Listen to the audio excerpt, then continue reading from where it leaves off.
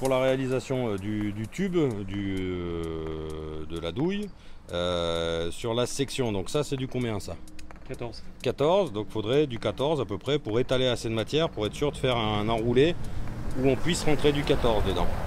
Et ça du coup ça serait pour mettre à l'arrière de la flèche, mais il faudrait que ça se termine par un plat. Ou alors non, on fait juste un cerclage, et puis s'il n'y a pas de métal derrière, ça c'est pas grave, il y aura quand même le lest.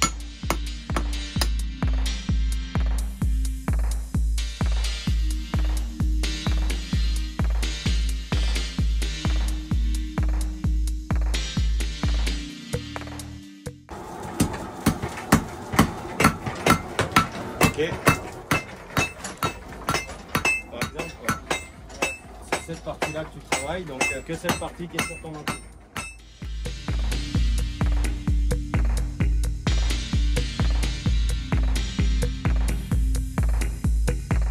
Ça veut dire que tu es allé couper jusqu'au bout. Ouais. Faut pas. Si tu coupes jusqu'au bout, c'est au maillet en bois.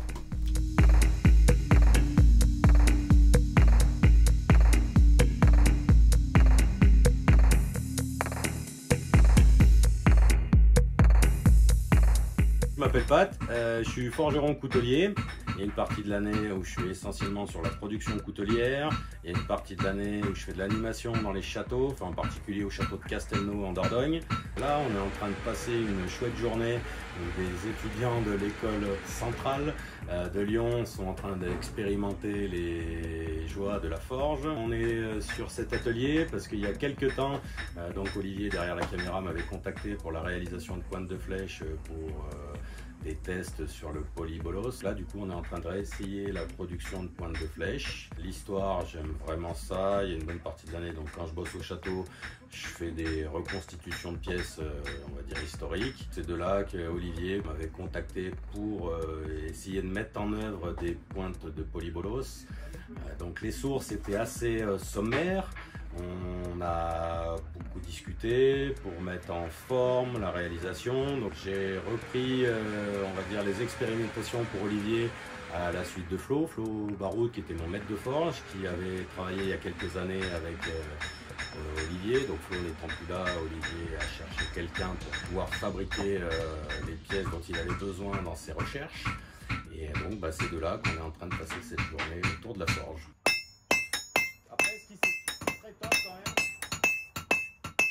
Dans un premier temps, on commence par chauffer l'acier. L'acier, c'est entre 700 et 900 degrés. C'est la couleur de la matière qui indique si vous êtes à température de travail. Après, vous verrez, si vous êtes trop froid, faudra taper très très fort pour avoir quasiment aucun résultat. Donc là, bon, pour ceux qui vont avoir les postes qui vont être dehors, il y a la lumière du soleil qui gêne un peu. Normalement, quand on est dans la pénombre, c'est là qu'on lit vraiment bien les couleurs de la matière. Mais quand on est sur un rouge clair, sur un orange, quand on tape, il y a vraiment de l'efficacité. Le but du jeu, c'est de déplacer la matière à la forge. Donc c'est l'inverse de l'usinage, où on coupe, on perce, on enlève de la matière. Là, on n'enlève pas de matière, on déplace la matière pour la mettre en forme là où on veut la mettre. Donc là, on va commencer par réaliser la douille, donc le creux au cul de la flèche. On va d'abord étaler l'équivalent d'une grosse petite cuillère ou d'une petite cuillère à soupe. On va essayer de plutôt pas pousser la matière sur les flancs, sur les côtés. Pas trop par là parce qu'on aura toujours de la matière à venir chercher si on a besoin d'agrandir la longueur du fût. Là, vu ce que je comprends, il faut plutôt un fût ramassé, plutôt court. Donc on va plutôt essayer de pousser la matière sur la gauche et sur la droite. Donc là, sur les enclumes, on a trois parties. On a la table, la partie plate. On a la bigorne plate. Celle-ci, elle est plutôt faite pour aller chercher des angles de travail. Là, on va pas trop s'en servir. Et on a la bigorne ronde. Donc l'arrondi, là, c'est le rouleau à pâtisserie. C'est là-dessus qu'on va vraiment pouvoir pousser la matière.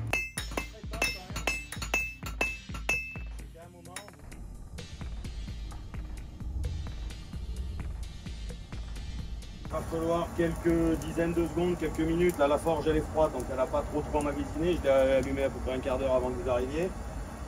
Tu laisses monter en température, tu regardes la couleur.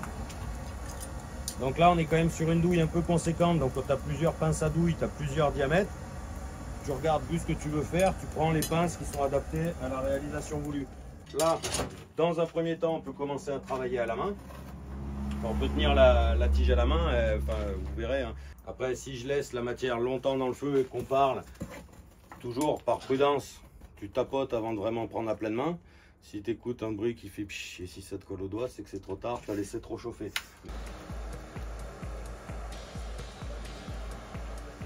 C'est d'avoir un marteau, lui aussi, qui va pousser la matière, comme la bigorne. Donc soit un marteau bombé, soit un marteau boule. Plus vous aplatissez, vous poussez la matière.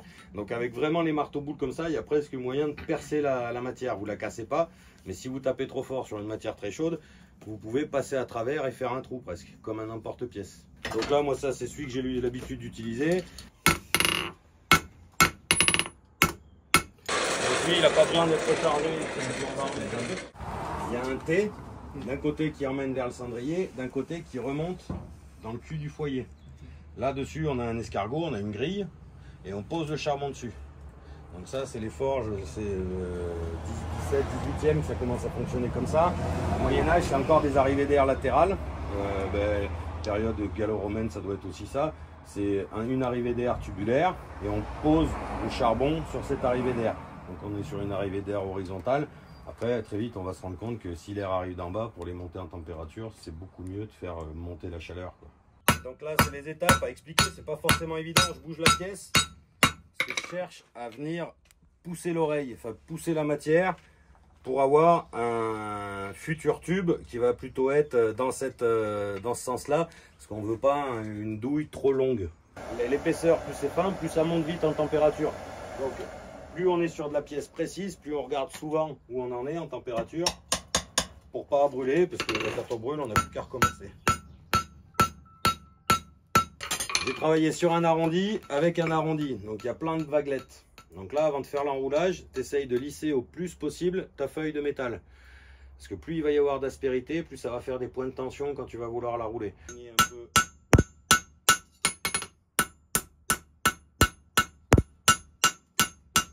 Et donc là maintenant, on va vraiment la rouler sur elle-même. Donc on va réchauffer. Alors pour rouler, toi tu viens presser la matière entre le coin de l'enclume et le marteau. Et en tournant légèrement la pièce au fur et à mesure, l'enroulage il va se faire tout seul. À l'embase du futur tube, tu mets un point de faiblesse. Donc moi je tape, vous allez voir, je tape avec le coin du marteau. Ça fait un premier coin. Et après tu te sers de ce coin pour venir rouler le tube. Voilà.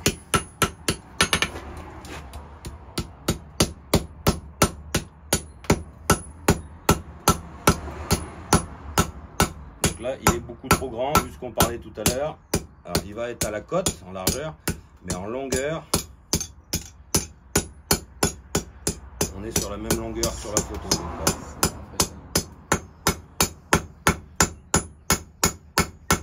Donc si on essaye de faire un truc plutôt ramassé comme sur le carreau d'arbalète 13e, là je vais pas trop creuser parce que c'est à ce moment-là que tu viens creuser pour faire le dégorgement.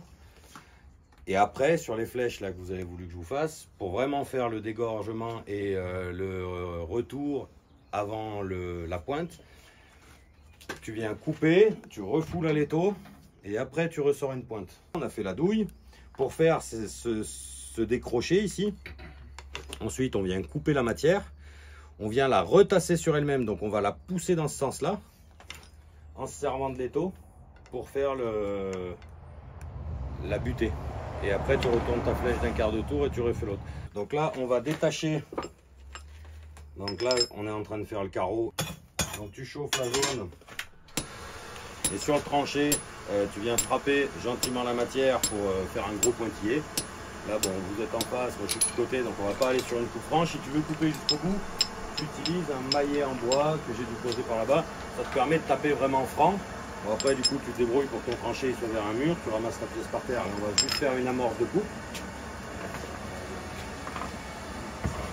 Donc normalement, après, vous verrez, sur les postes de travail, vous avez un tranché sur chaque enclume. Foule par terre.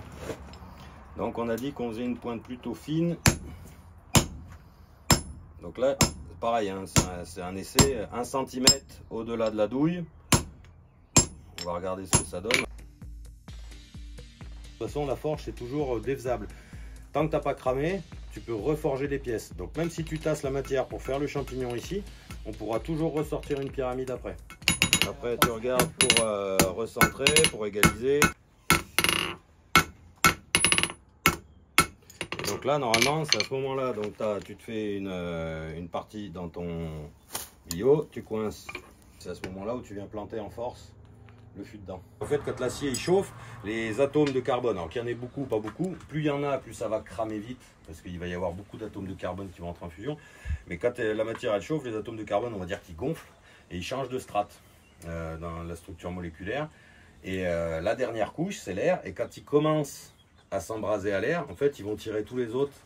Enfin, ils vont pas tirer tous les autres, mais la chaleur de la matière va faire que tous les atomes vont chercher à sortir et vont s'embraser au contact de l'air.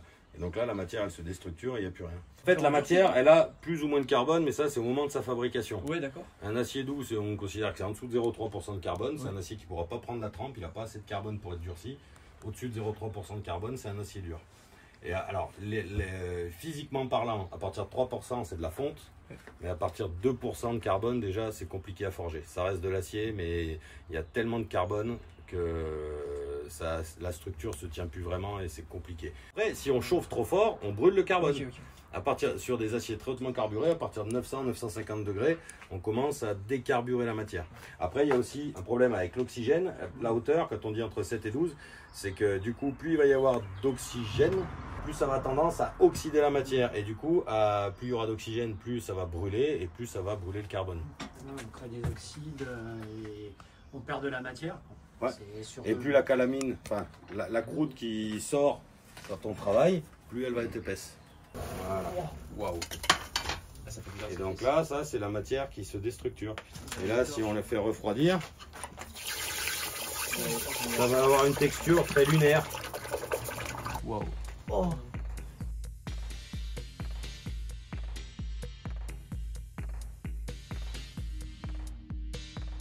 Donc ça, les 4, c'est de l'hématite, pris à différents endroits du globe. L'hématite, là, c'est la partie, on va dire, qui brille, qu'on va récupérer sur ce bout-là. Là, ici, on a une structure très lisse. Donc ça, c'est pareil, c'est le minerai qu'on va utiliser pour fabriquer l'acier. Là, celui-ci, alors c'est au niveau des taux de compression. Structure identique, mais de forme différente. Donc là, on va récupérer le minerai en priorité. Donc là, bien souvent, c'est des granites qu'il y a autour. On va essayer de les évacuer au maximum. Enfin, en tout cas, on procède comme ça. Donc, en Europe, c'est de moins 800 jusqu'à l'ère pré-industrielle. On fonctionne avec le bas fourneau. Donc, pour faire le bas fourneau, il faut du minerai de fer. Il faut le deuxième ingrédient, c'est le charbon de bois. Donc, le bois qu'on fait brûler à combustion lente, qu'on carbonise. Sur Terre, quasiment tout est à base de carbone, le minéral comme le végétal. Donc, on va faire brûler du bois avec très peu d'oxygène pour conserver que le carbone. Donc très bon combustible par la suite pour la forge, mais c'est aussi ce qui va charger en carbone le minerai pour la fabrication de l'acier. Donc là, on a l'hématite, ça c'est de la magnétite, c'est une autre sorte de minerai. Alors quand on dit que la nature, elle aime pas les lignes droites, si vous regardez bien les structures de la magnétite, c'est des structures moléculaires alignées par rapport au pôle magnétique. Si j'ai bien retenu ce que m'avait dit le géologue. Et alors là, ce qui est encore plus bluffant, on change, parce que l'autre minerai, on ne peut pas l'utiliser pour fabriquer de l'acier, parce qu'il a trop de soufre, c'est pour ça qu'il est doré, c'est de la pyrite. Ça, c'est pareil, c'est pas un bloc qui a été taillé par l'homme. Il est sorti de roche, comme ça. Donc là, il y en a un en cours de création, qui n'est pas terminé. On lui aurait laissé travailler encore quelques milliers ou millions d'années. Ça serait sorti sous forme cubique, comme ça. Donc ça ne marche pas pour fabriquer de l'acier parce qu'il y a du soufre dedans et ça va dénaturer la matière et ça va perturber la structuration justement. C'est un peu la même chose que tout à l'heure quand on parlait de la structure de la matière. Le soufre, il va se coller parce que l'acier, quand il est chaud, c'est une éponge, donc ça absorbe tout. Et si ça absorbe des mauvaises choses, et ben ça va rester à cœur dans la matière et ça ne permettra pas de faire des belles choses, des bonnes choses.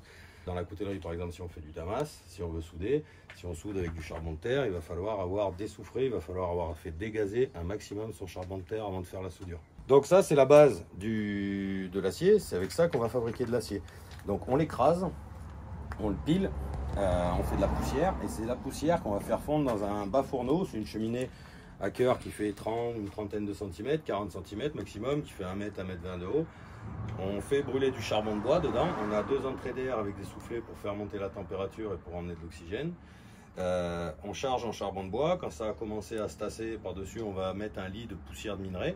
Le minerai va fondre, alors ça va pas être liquide comme de l'eau, ça va être une sorte de mélasse, un peu du slime qui va dégouliner à travers le charbon de bois, qui va absorber le carbone et qui se réagglomère à l'embase du bas fourneau.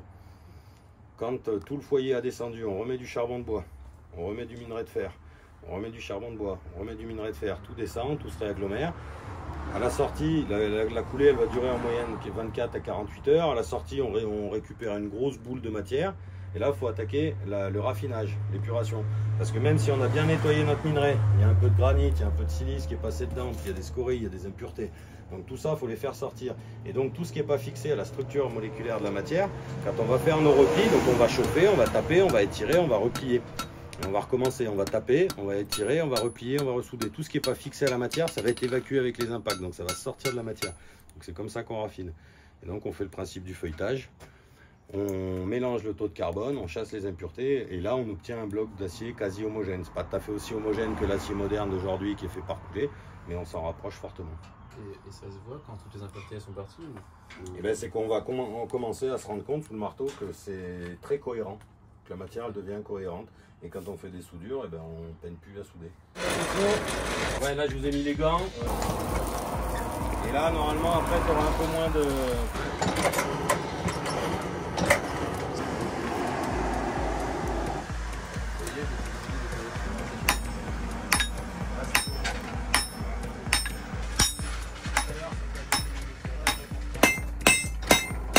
Rechauffer là où tu tiens le marteau parce que tu as une meilleure dextérité avec le marteau. Voilà, tu essayes d'être le plus à l'horizontale possible.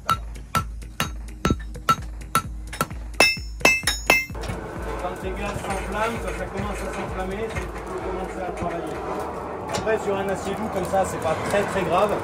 Sur un acier hautement carburé, si tu veux faire un outil, un couteau, une lame, plus ton charbon sera sale, plus tu vas dénaturer ton acier. Tu rattrapes, c'est pas grave, mais voilà, tu vois, donc arrête tout de suite. Je vais te reprendre le marteau, le trancher, je vais les remettre en état. Là, on va resserrer un peu la douille pour être vraiment sur un tube régulier. Et ça, je pense qu'en poids, ouais, ça vas-y, regarde, ça se connaît vraiment en poids. Là, on est bon là. Là, tu vois, c'est ça.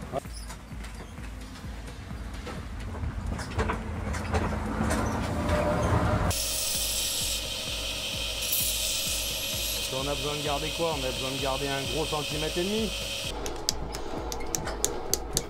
Tac, tac. Et puis quand je te dis d'y aller, tu vas. Non, non, pas encore. Normalement, ça devrait faire une flamme. Moi, j'ai peut-être pas chauffé assez. Vas-y, refroidis. Voilà. Ouais, vas-y. C'est bon.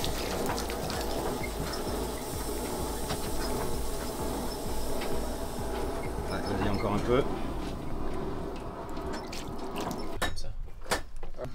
Ça va être un peu long. Là.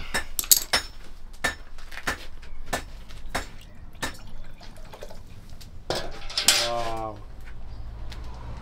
C'est génial. Ah ouais, c'est beaucoup mieux. Putain. Ouais, ça bouge pas trop vite. Là, c'est que je regarde, on est même centré.